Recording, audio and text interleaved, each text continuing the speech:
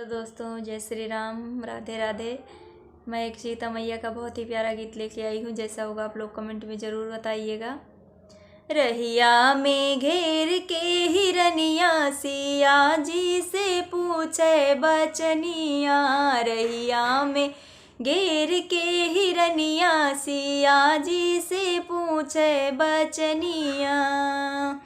हे हो सखी हमें शंका है भारी, हे हो सखी हमें शंका है भारी, शंका है भारी सखी शंका है भारी। दुई दुई पुरुषवा में तू के करनारी, दुई दुई पुरुषवा में तू के करनारी। कहे धर्यु भेसी जोगिनिया सिया जी से पूछे बचनिया।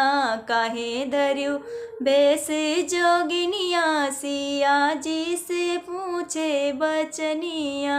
रहिया में घेर के हिरनिया सिया जी से पूछे बचनिया।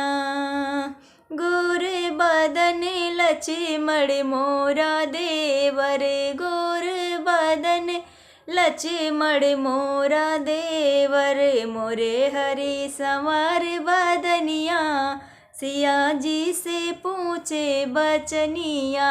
मोरे हरि संवर बदनिया सिया जी से पूछे बचनिया।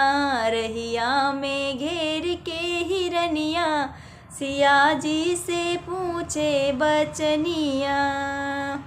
माता कैकेयी भला नहीं की हमरो, माता कैकेयी भला नहीं की ना।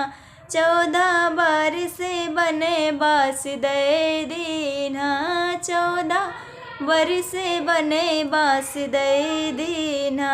14 बरस तपस्विनिया सिया जी से पूछे बचनिया। 14 बरस तपस्विनिया सिया जी से पूछे बचनिया। रहिया में घेर के हिरनिया सिया जी से पूछे बचनिया।